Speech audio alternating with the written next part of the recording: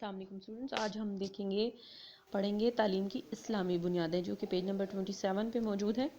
اس سے قبل ہم اسلامی نظریہ حیات کو ڈسکس کر چکے ہیں۔ اسلامی تعلیم کا تصور ہم نے دیکھا، جس میں ہم نے دیکھا کہ انسان کی اس کائنات میں کیا حیثیت ہے خلیفۃ اللہ کی حیثیت سے۔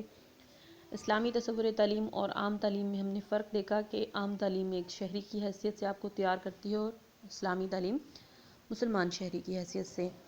اس کے علاوہ اسلامی تعلیم انسان کو خدا شناس، خود شناس، کائنات شناس بناتی ہے۔ معرفت الہی کا مقصد ہم نے دیکھا کہ تعلیم کا ایک اہم بنیاد ہے، اور رضا الہی، اطاعت الہی اور معرفت الہی کے گرد پورا تعلیمی نظام، اسلامی تعلیمی نظام گھومتا ہے۔ آج ہم پڑھیں گے تعلیم کی اسلامی بنیادیں۔ اس کے کچھ اہم نکات یہاں پر ڈسکس ہوئے ہیں جسے ہم دیکھیں گے۔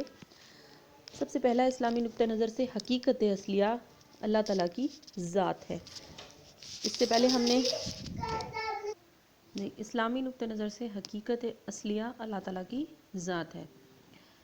حقیقت اصلیہ اس سے پہلے ہم ڈسکس کر چکے ہیں کہ الٹیمیٹ ریالٹی ہم دیکھتے ہیں کہ یہ حقیقت اصلیہ ہے کیا۔ حقیقت اصلیہ ایک ایسی ذات ہے جو خود تو کسی کی محتاج نہیں، لیکن باقی سب اس کے محتاج ہیں۔ تو ہم نے دیکھا تھا کہ اسلامی نقطہ نظر سے ایسی ذات صرف اور صرف اللہ تعالیٰ کی ہے جو کسی کی محتاج نہیں، اور باقی اس دنیا میں تمام تر ذاتیں، تمام تر مخلوقات اللہ تعالیٰ کی محتاج ہیں۔ تو حقیقت اصلیہ کا کانسیپٹ ہم نے سب سے پہلے کلیئر کرنا ہے اس میں کہ اسلامی نقطہ نظر سے حقیقت اصلیہ صرف اللہ تعالیٰ کی ذات ہے۔ اس کے علاوہ ہم نے دیکھنا ہوتا ہے اسلامی بنیادوں میں کہ علم کا حقیقی سرچشمہ کیا ہے، کہ ہم تک جو علم پہنچ رہا ہے اس کے مختلف ذرائع ہیں۔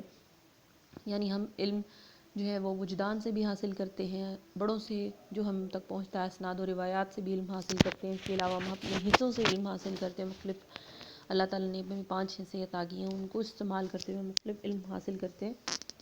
لیکن علم کا حقیقی سرچشمہ کیا ہے کہ اللہ تعالیٰ کی ذات سے جو علم ہم تک پہنچتا ہے وہی حقیقی علم ہے، اصل علم وہی ہے۔ اور یہ سب سے اعلیٰ اور قطعی ذریعہ علم کیا ہے جس کے ذریعے ہم تک یہ علم پہنچتا ہے، وہ ہے وحی الہی۔ باقی تمام تر علوم کی حیثیت وہ نہیں جو وحی الہی کی ہے۔ جو حقیقی سرچشمہ علم اور حقیقت مطلقہ تک ہمیں رسائی میں مدد دیتا ہے وہ ہے صرف اور صرف وحی الہی، اور حقیقی سرچشمہ علم کیا ہے؟ اللہ تعالیٰ کی ذات۔ تو یہ تینوں پوائنٹس آپ نے یاد رکھنے ہیں۔ اگر آپ سے کوشچن کیا جائے کہ حقیقت اصلیہ سے کیا مراد ہے، حقیقت اصلیہ سے مراد اللہ تعالیٰ کی ذات ہے۔ علم کا حقیقی سرچشمہ اللہ تعالیٰ ہے، اور حقیقی ذریعہ علم، قطعی ذریعہ علم کون سا ہے؟ علم وحی۔ اسلامی تعلیم کا اساسی نقطہ کیا ہے؟ اب ہم یہ دیکھنے لگے کہ اسلامی تعلیم کا اساسی بنیادی نقطہ یہ ہے کہ یہ کائنات خود بخود پیدا نہیں ہوئی۔ ہم جانتے ہیں کہ اس کائنات کو پیدا کرنے والا کون ہے؟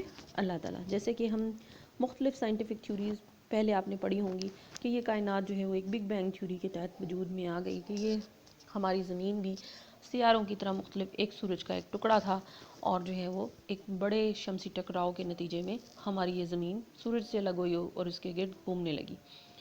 اسلامی نقطہ نظر سے ہم اس نظریے کو ہرگز نہیں مانتے۔ اسلامی نقطہ نظر سے یہ کائنات خود بخود پیدا نہیں ہوئی، بلکہ کائنات کی تخلیق اللہ کے منصوبے، ارادے اور علم کی بنیاد پہ ہوئی ہے۔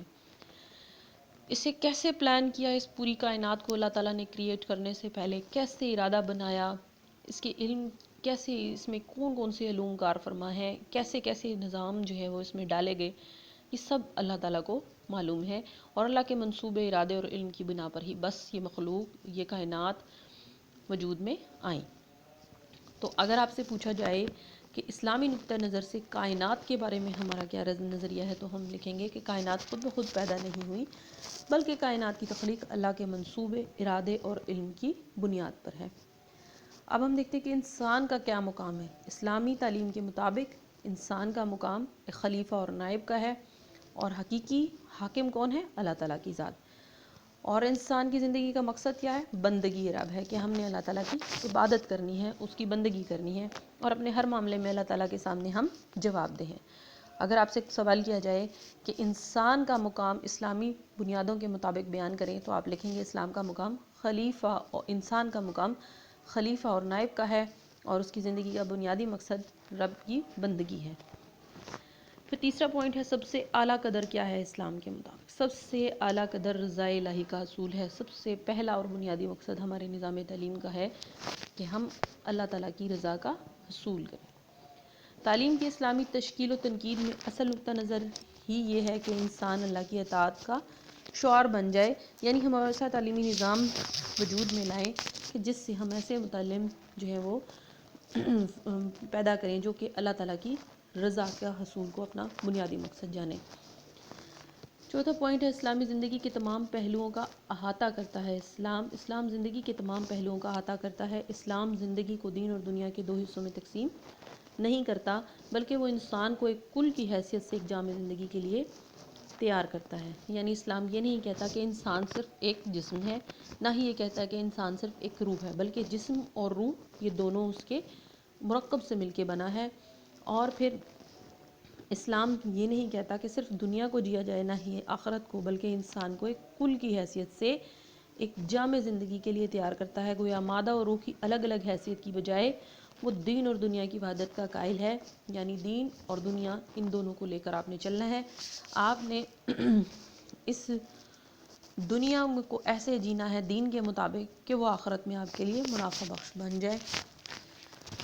پانچواں پوائنٹ ہمیں آ رہا ہے کہ اسلام کی اساس وہ بنیادی تصورات اور عقائد ہیں جس سے اسلامی نظریہ تشکیل پاتا ہے. اس کے ساتھ ساتھ اخلاقی، معاشرتی اور معاشی تجربات بھی ضروری ہیں. یعنی سب سے پہلے ہم نے بنیادی تصورات اور عقائد کی جو ہے وہ تعلیم دینی ہے. انہی سے جو ہے وہ کسی بھی اسٹوڈنٹ کا اسلامی نظریہ حیات تشکیل پائے گا. اس کے ساتھ ساتھ ہمیں اخلاقی، معاشرتی اور معاشی تجربات بھی فراہم کرنے ضروری ہیں. چھٹی بات کہ اسلامی تعلیم کے 4 بنیادی عناصر یہاں بیان کیے گئے ہیں. عناصر وہ ہیں تلاوت آیات، تزکیہ نفس، تعلیم کتاب اور تعلیم حکمت ہے. یعنی اسلامی تعلیم کی بنیاد کیا ہے؟ یہ 4 عناصر ہیں. تلاوت آیات کے قرآن پاک کی صورت میں ہمیں جو آیات اللہ تعالیٰ نے بھیجی ہیں ان کی تلاوت کی جائے، پھر ان کو سمجھ کر اپنا تزکیہ نفس کیا جائے، یعنی اپنے اندر اچھی باتوں کو پیدا کیا جائے اور بری باتوں کو چھوڑ دیا جائے.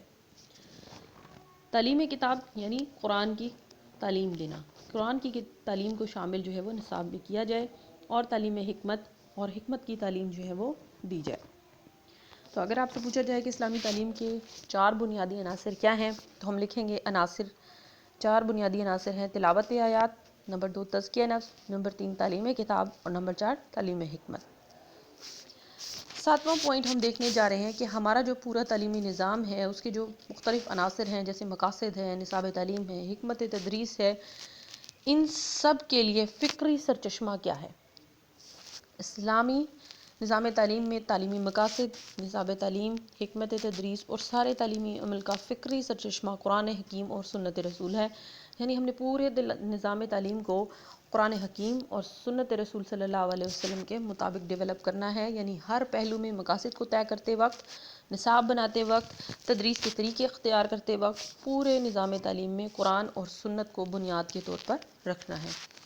قرآن و حدیث کی روشنی میں عمل تعلیم کو بروئے کار لایا جائے اور اسلامی تعلیم کی تیار کردہ شخصیت دینی اور دنیوی علوم کی حامل ہوگی. یعنی ہم جو اسٹوڈنٹ پیدا کریں، جنہیں ہم پڑھائیں، ان کی دینی اور دنیاوی دونوں طرح سے تربیت کی جائے، انہیں دونوں طرح کے علوم جو ہیں وہ دیے جائیں، اور وہی اسلامی ریاست میں قیادت کا فریضہ سر انجام دیتے ہیں. پھر 8واں پوائنٹ ہے دین کی سربلندی، ملک اور ملت اسلامیہ کا تحفظ اور دعوت دین اسلامی تعلیم کی روح ہے. یعنی آپ نے اسلامی تعلیم ایسی تعلیم اسٹوڈنٹس کو دینی ہے کہ اسٹوڈنٹ دین کی سربلندی کریں، اب دین اسلام کو بلند کریں، اس کو اپنائیں، ملک اور ملت اسلامیہ میں کا تحفظ کریں اور دعوت دین کے فروغ کا بھی باعث بنیں.